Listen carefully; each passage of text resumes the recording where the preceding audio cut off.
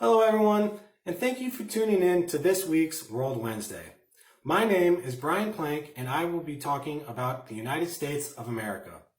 In this video, I will discuss the early history of the United States from the American Revolution until the drafting and ratifying of the United States Constitution. After that, I will discuss some of the cultural aspects of America that binds us all together into one people.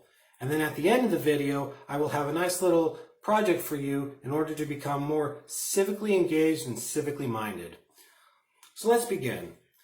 The United States was founded on July 4th, 1776.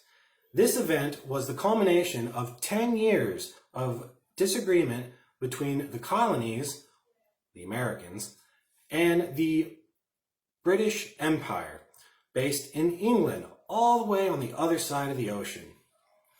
Now, the main disagreement was that the colonists did not feel as though they were being properly represented. They did not have any say in how the government was acting on their behalf or ruling over them. And the main issue was taxation. The colonists did not feel as though they were being properly represented and allowing to have a say in how they were being taxed. That is why the main rallying call of the colonists at the time was no taxation without representation.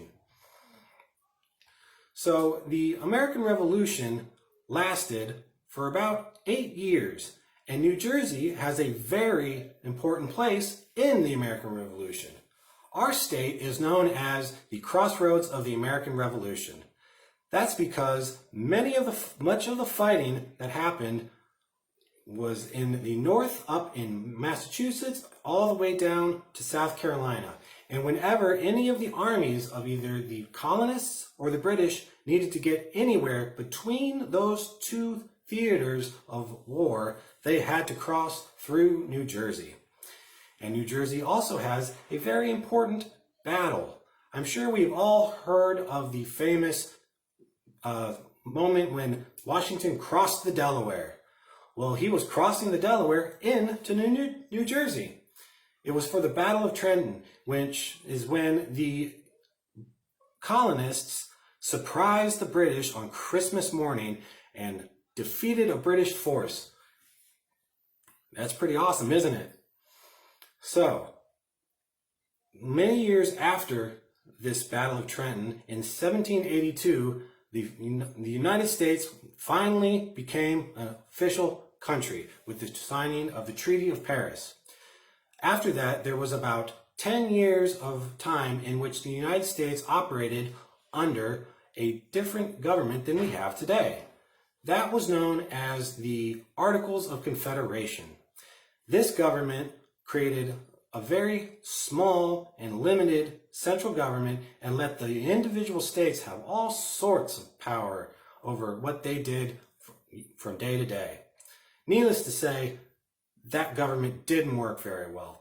And it was clear by the late 1780s that changes needed to be done. So that's when all the men and the women of the colonies came together and discussed what could be done. And out of this discussion came the United States Constitution.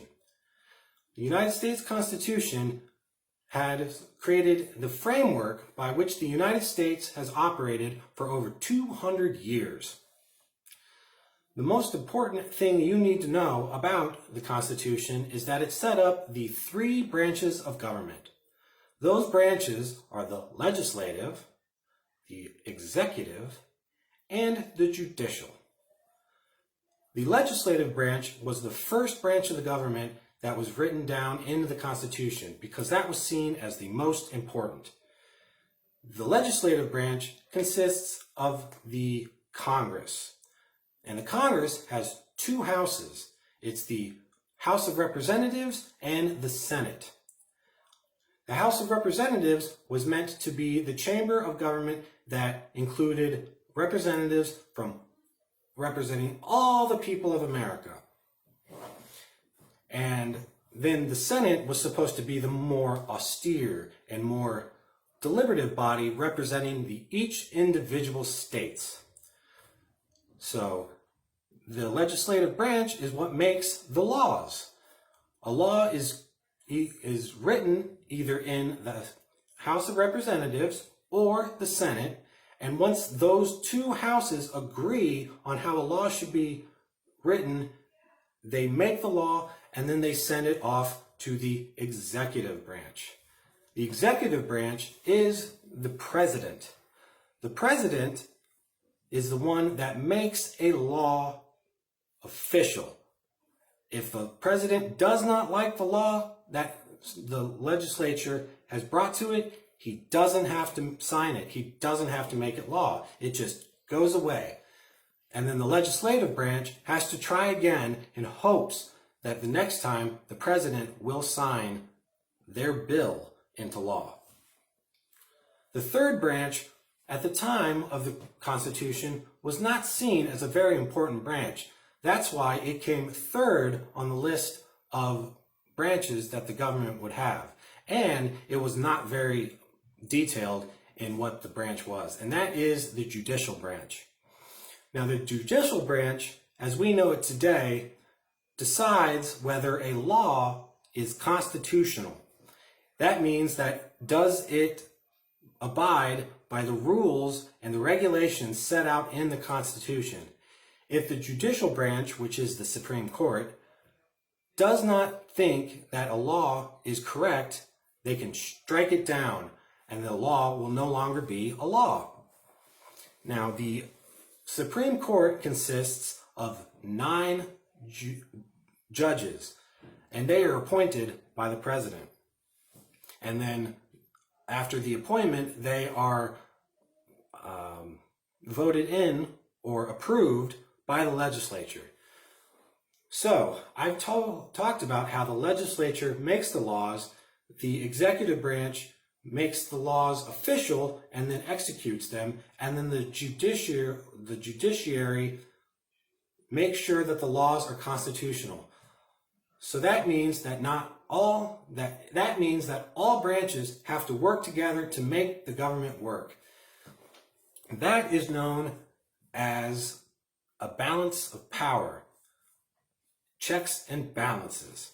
Checks and balances are the way that to have the government in its constituent parts not become so strong, and makes it so that one branch of the government does not, bully around the other 2 branches to make it what it wants.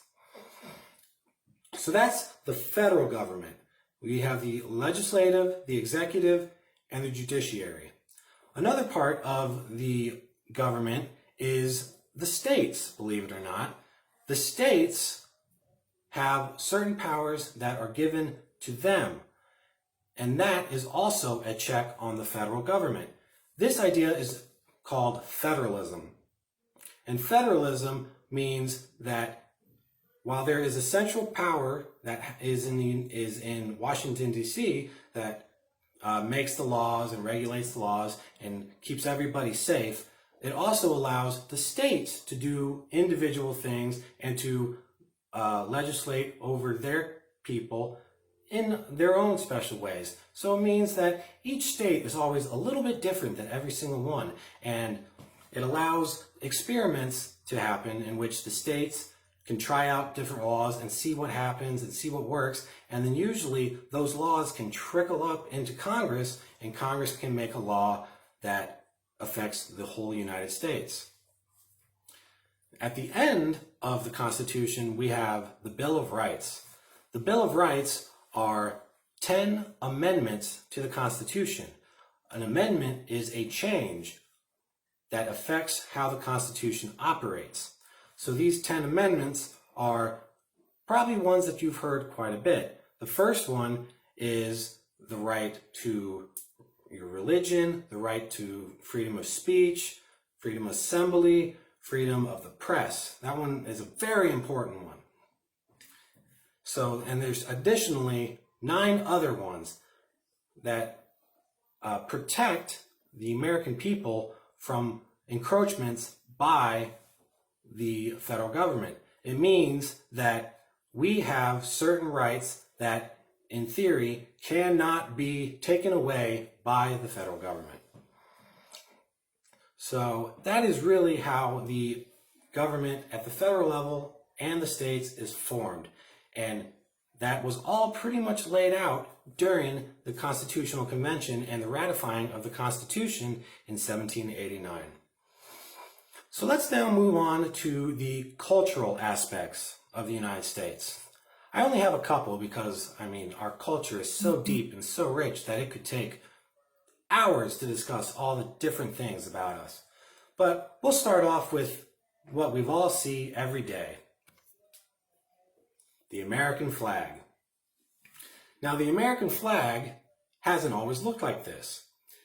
This flag has only been our national flag for about 50 years. And that's because the stars have changed over the years. And we'll discuss that in a moment. But as you can see, the American flag consists of red and white stripes and then a blue square full of stars. And if you count these red stripes, you'll notice that there's 1, 2, 3, 4, 5, 6, 7, 8, 9, 10, 11, 12, 13. 13 stripes. These 13 stripes are meant to represent the original 13 colonies that fought against the British and created the United States of America. And then you will see in this blue square a bunch of stars. Each one of those stars represents a state. So, since there are 50 states in the Union right now, there's 50 stars on the flag. But there's not always been 50 states. We originally went from the 13 states, or the 13 colonies, to the 50 states we have today over about 150, 160 years.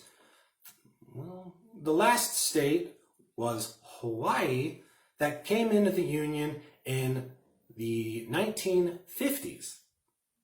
So this is our flag. And we also have a song about the flag, and that is our national anthem. The national anthem was written all the way back in 1812 by a man named Francis Scott Key. During 1812, we had another war with the British. It's also sometimes known as the Second War of Independence. And Francis Scott Key wrote this song while he was watching the British attack a fort called McHenry.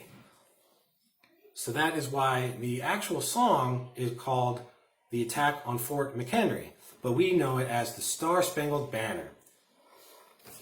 And every time we listen to the Star-Spangled Banner, we say these lyrics. I'm going to read the lyrics off to you, and then we can sing it together with some music. So it starts off by saying, "Oh, say, can you see by the dawn's early light what so proudly we hailed at the twilight's last gleaming, whose broad stripes and bright stars through the perilous fight over the ramparts we watched were so gallantly streaming. And the rocket's red glare, the bombs bursting in air, gave proof through the night that our flag was still there. Oh, say, does the Star-Spangled Banner yet wave o'er the land of the free and the home of the brave?" Now I'm going to play the song for you, and you can sing the lyrics.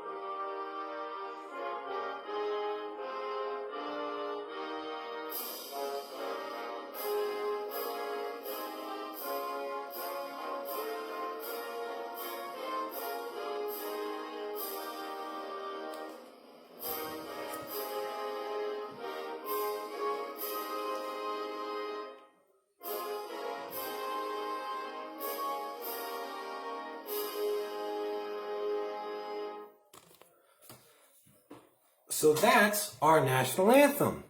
And really, that hasn't been the national song of the United States for as long as you'd think. It actually became our national anthem in only 1931.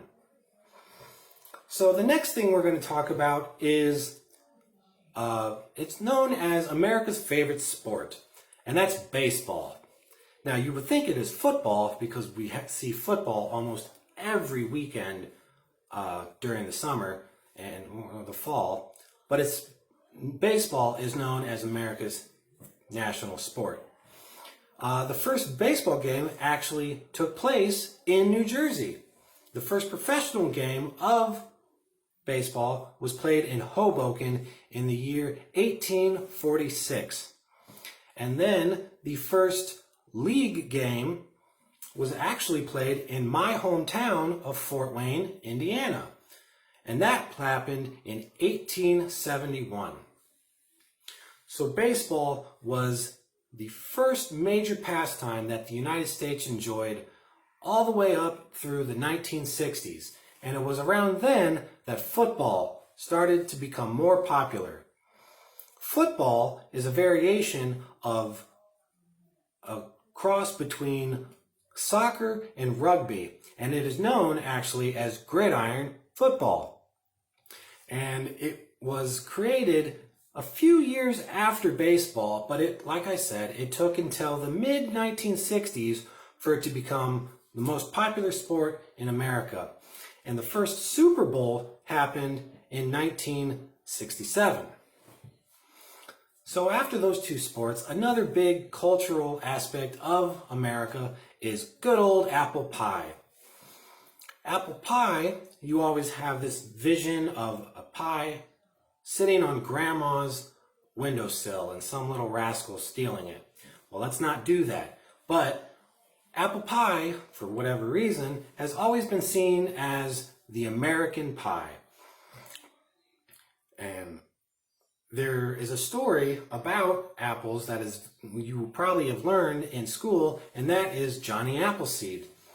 Johnny Appleseed was a man who wore a pot on his head, and he traveled all across America planting apple trees and telling the people that he came across the folksy natural wisdom and knowledge that he gained from all across the United States. So that might be why we like apple pie in the United States so much, because it reminds us of Johnny Appleseed. So those are the three main areas that I wanted to discuss when it came to culture, which is the sports, the national emblems, which is the American flag and the national anthem, and then apple pie, because, who doesn't like apple pie? So that leads us to the third part of this video, which is the activity that I would like you to do. The activity is writing to a local elected official. This is a very good way in which you can have your voice heard. It is a way that you can tell the people that have been elected your thoughts on what you think should be done in the community in order to help other people or to effect change that you wish to see take place. So it can be about whatever you want. You might want to write to one of your local congressmen or an elected official of some kind, or we could always write to the mayor. And you can write to these people whatever you'd like. And I'm going to leave the contact information for some of the local officials that you might want to write to down in the description below us. So I hope that you will be able to do that and send it out, and then we'll just cross our fingers that you get a response back. So that is the conclusion of the video. So in this video, we talked about the history of the United States to the Constitution. We talked about how the government operates. We talked about some of the cultural aspects of America that bind us together. And then as our activity, it's to write to your congressman. So that sums it up for about all I can think of. And so that is the conclusion of this week's World Wednesday. I hope you enjoyed it, and I hope you guys stay safe and healthy in this this crisis that we are having right now with COVID-19. And we look forward to seeing you all again next week. Have a good day. Bye.